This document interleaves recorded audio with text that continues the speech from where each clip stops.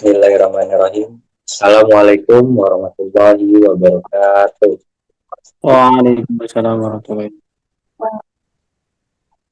Izinkan kami dari kelompok 2 untuk mempresentasikan tugas data warehouse and business intelligence dengan judul proyek kami yakni implementasi machine learning dengan metode algoritma C45 dalam analisis alokasi produk warehouse distribusi.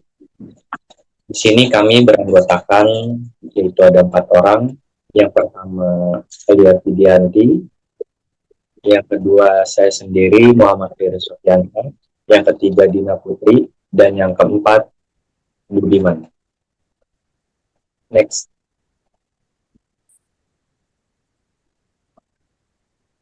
Untuk yang pertama akan dibacakan oleh Dina Putri.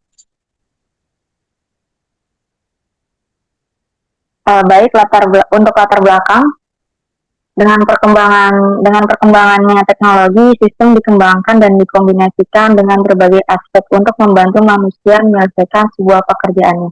Contohnya adalah sistem informasi. Sistem informasi adalah gabungan dari teknologi dan sumber daya dari sebuah organisasi yang terkoordinasi untuk mengolah data menjadi informasi sehingga mencapai sebuah tujuan tertentu. Sistem informasi yang baik dan tepat dapat membantu suatu organisasi untuk menjaga stabilitas dan eksistensinya. Selain itu, suatu organisasi harus memiliki informasi yang berkualitas, akurat, dan sesuai dengan kebutuhan. Next.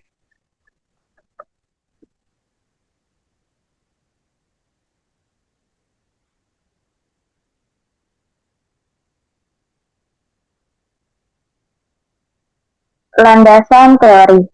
Data warehouse adalah sistem yang digunakan untuk melaporkan dan menganalisis data dengan tujuan menyimpan data dari berbagai sumber menjadi satu untuk analisis dan pelaporan yang lebih efisien. Data warehouse kemungkinan integrasi dari data berbagai sumber yang heterogen, baik internal maupun eksternal, dan menyediakan kerangka kerja untuk analisis data yang lebih terstruktur dan terorganisir.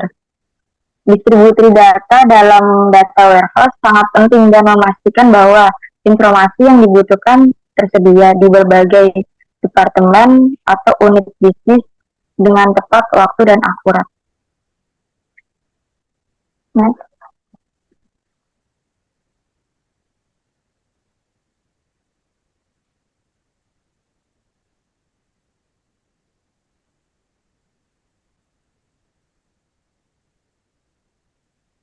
Selanjutnya,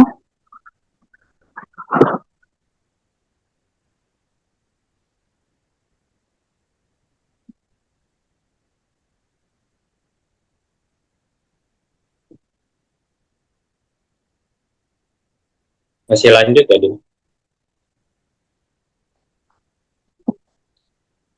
Satu lagi nih. Machine learning adalah cabang dari kecerdasan buatan yang kemungkinan sistem untuk belajar dan meningkatkan kinerja mereka berdasarkan data histori tanpa perlu pemrograman eksplisit. Teknik machine learning mencakup berbagai metode dan algoritma yang digunakan untuk mengidentifikasi pola dan membuat prediksi dari data. Contoh penerapan machine learning termasuk pengenalan gambar, deteksi anomali, rekomendasi produk, dan masih banyak lagi.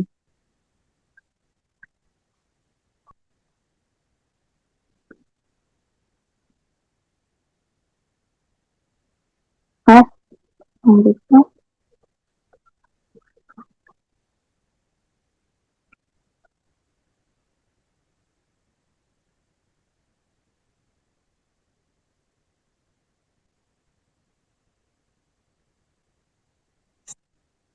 Data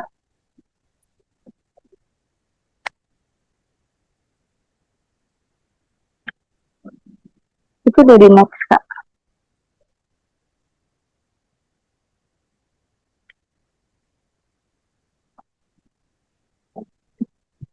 data mining Rapiminer dengan metode algoritma C45. Data mining adalah proses menemukan pola, kolerasi atau tren signifikan dalam jumlah data yang besar menggunakan teknik statistik, kecerdasan buatan, dan metode lainnya. Salah satu alat yang populer untuk melakukan data mining adalah RapidMiner, sebuah platform perangkat lunak yang menyediakan berbagai fungsi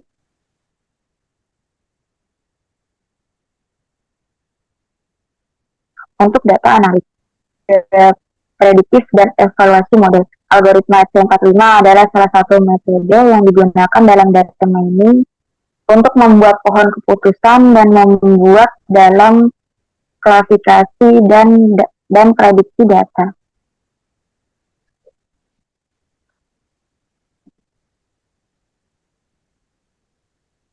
Oke, selanjutnya akan dibagikan oleh Budi. Silakan Budiman. Baik, selanjutnya untuk metode analisa. Analisis rotasi stok pada warehouse tersebut yaitu melakukan analisis tingkat perputaran stok untuk setiap produk-produk dengan rotasi stok untuk setiap produk-produk dengan rotasi stok tinggi cenderung memiliki penjualan yang lebih baik dan memerlukan perhatian lebih baik untuk menjaga ketersediaan stok. Metode analisis yang digunakan untuk penelitian ini adalah algoritma C4.5, sebuah algoritma pohon keputusan yang digunakan untuk analisis klasifikasi. Algoritma C4.5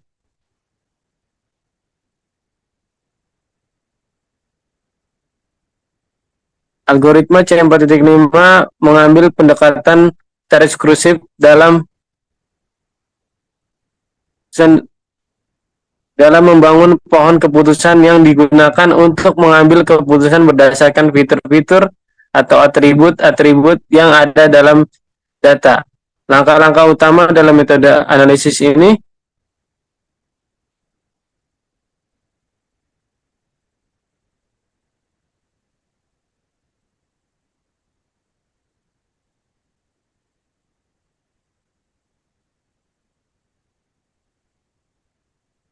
penjelasan metode penelitian. Metode penelitian ini dimulai dengan pengumpulan data tentang produk dalam warehouse distribusi, mencakup atribut-atribut seperti delivery, name of ship to party, location of ship to party, description, delivery quantity. Data ini diperoleh dari sistem manajemen perusahaan dan kemudian disiapkan untuk analisis dengan melakukan pre-purchasing sederhana seperti penanganan nilai yang hilang atau penghapusan entry duplikat.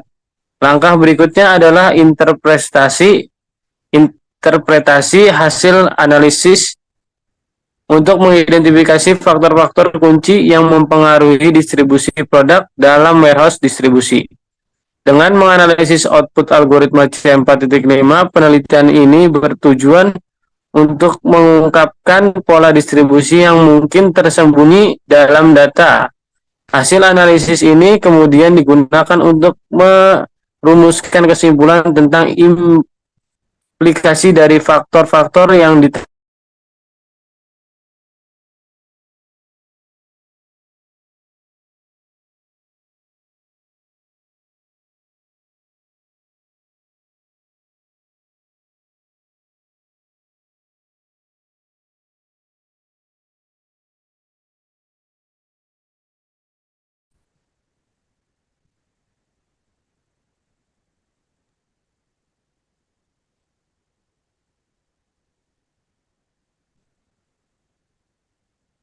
Next step.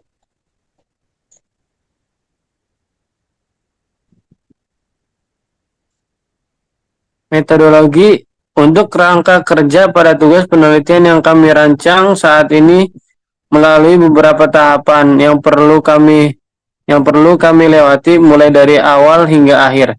Tahapannya sebagai berikut, yaitu pengambilan data, analisis data, implementasi, lalu pengujian.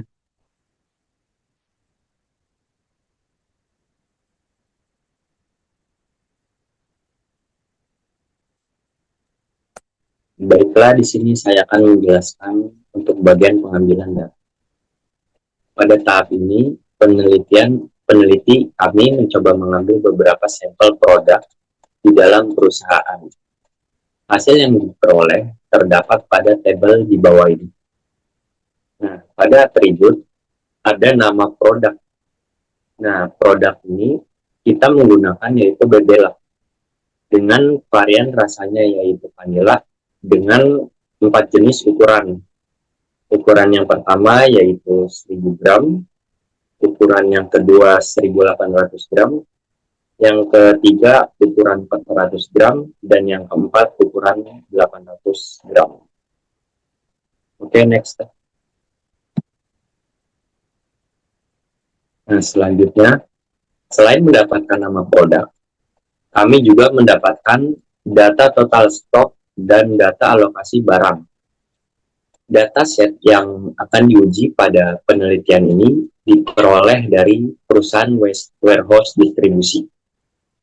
Data yang diperoleh adalah data stok barang pada 3 tahun dari tahun 2020 sampai dengan tahun 2022 sampai dengan tahun 2022. Ini adalah gambar dari tabel datanya. Yang pertama ada atribut nama produk. Selanjutnya ada total stoknya dan ada alokasinya. Dan yang terakhir ada sisa stok.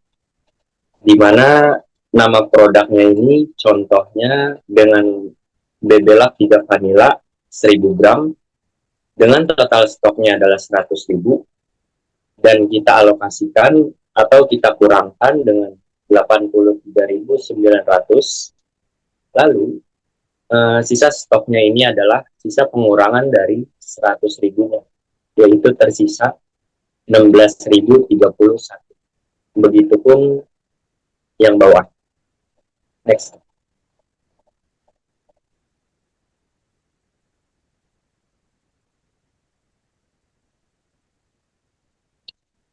Selanjutnya tahapan analisa data. Pada tahap ini kami mengelompokkan produk untuk mengelompokkan produk kami, lalu kami analisa menggunakan data mining. Dalam penelitian ini kami menggunakan metode algoritma C45 untuk tools Rapid Miner. Algoritma C45 dapat berfungsi sebagai metode untuk mengklasifikasi produk susu serta dengan susu sesuai dengan data kelompok yang ada. Nah, pada bagian bawah ini ada material description. Material description ini nanti adalah atribut tabel yang kami gunakan.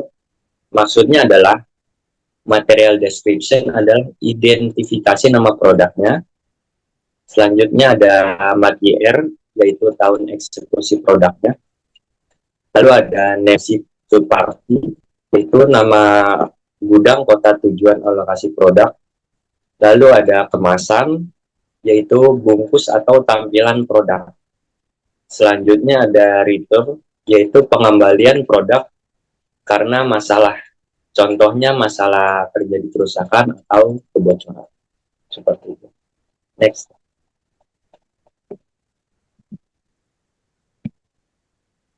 Selanjutnya tahap analisa data. Hasil dari pengelompokan data yang kami pakai pada Rapid Miner dengan menggunakan metode algoritma C45. Terdapat tabel dataset alokasi produk susu, ada 883 baris data dengan material description material year, name of ship to party, kemasan, dan retur sebagai atribut. Kemudian dari tahap penelitian ini terdapat tahap pengelompokan beserta nilai. Pada tahap bahasan ini, kami tim peneliti akan memakai metode algoritma C4.5 pada data alokasi produk susu selama 3 tahun.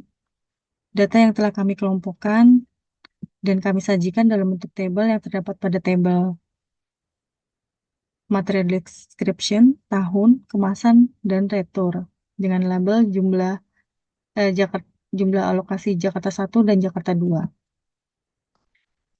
Dengan cara perhitungan entropinya yaitu sebagai berikut.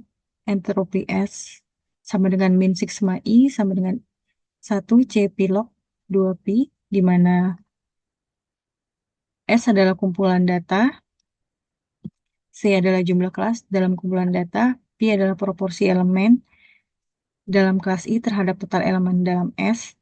Berikut rumus cara menghitung gain. Gain sama dengan entropi total dikurangi entropi split.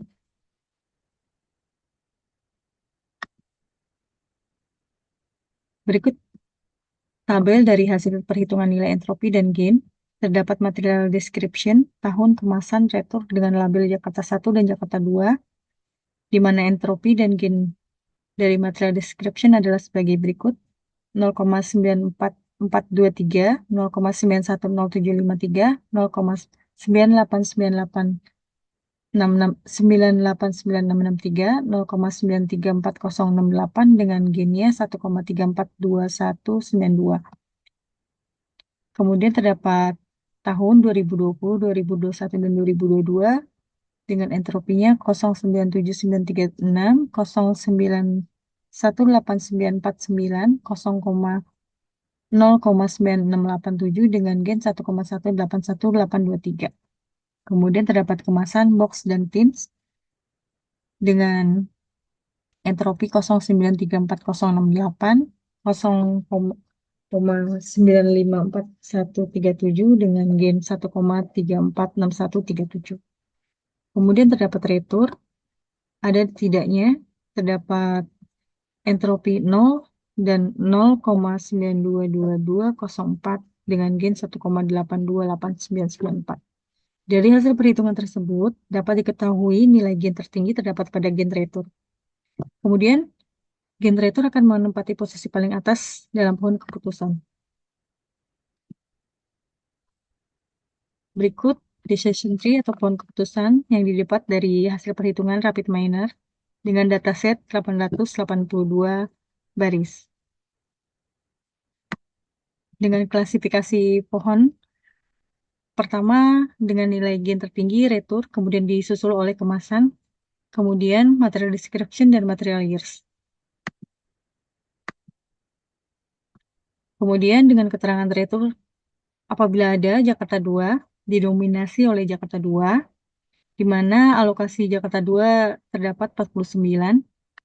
Kemudian dengan retur dengan tidak ada retur, dengan klasifikasi material description terdapat BBLAK 3 Van High Kick 1000 gram, di mana material years 2020 di tahun 2020 itu terdapat dominan alokasi Jakarta 1 dengan Jakarta 1 dominan 44 alokasi. Kemudian di tahun 2021 Jakarta 1 terdapat dominan di Jakarta 1 dengan alokasi sebanyak 103. Kemudian di tahun 2022 terdapat dominan alokasi di Jakarta 1 dengan jumlah alokasi Jakarta 1 10 alokasi.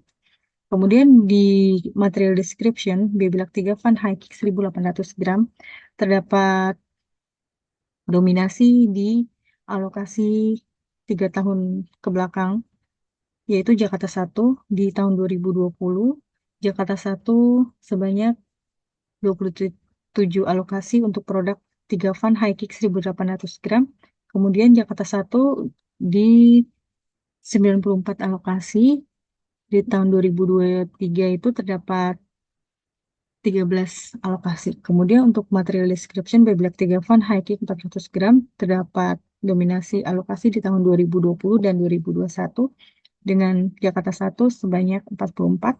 Kemudian di tahun 2021 dengan Jakarta 1 sebanyak 42. Kemudian di tahun 2022 terdapat alokasi dominan di Jakarta 2 sebanyak 5 alokasi. Untuk kemasan tin di tahun 2020 sampai dengan 2022 terdapat dominasi alokasi untuk Jakarta 1, di mana Jakarta 1 tahun 2020 terdapat 71, 2021 terdapat 85, dan 2022 terdapat 6 alokasi. Untuk keterangannya, dari hasil pohon keputusan tersebut dapat diperoleh kesimpulan prediksi apabila terdapat data baru untuk dialokasikan, yaitu berdasarkan klasifikasi kasus retur. Jika ada retur, alokasi produk akan dialihkan ke Jakarta 2. Namun, jika tidak ada, langkah berikutnya klasifikasi berdasarkan kasus kemasan. Untuk kemasan box, lanjut ke langkah berikutnya. Jika kemasan tin, alokasi produk akan menuju ke Jakarta 1. Karena didominasi oleh Jakarta 1. Untuk selanjutnya, klasifikasi berdasarkan description material. Berdasarkan description material dan tahunnya dapat dilihat Bebelak 3 Van Heijink 1000 gram. Pada tahun 2021, alokasi berikutnya dominan akan ditambah menuju Jakarta 1.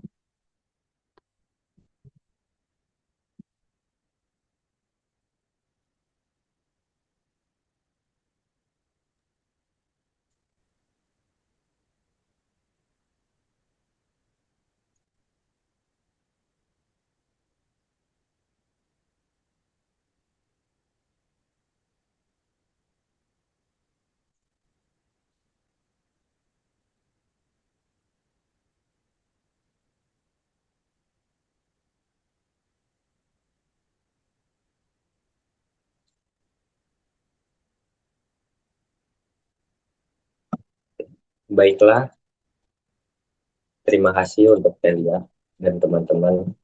Mungkin itu saja yang bisa kami presentasikan dari kelompok 2. Kurang lebihnya mohon maaf bila ada kesalahan dan salah-salah kata mohon dimaafkan. Wabillahi taufiq wal hidayah. Assalamualaikum warahmatullahi wabarakatuh. Waalaikumsalam.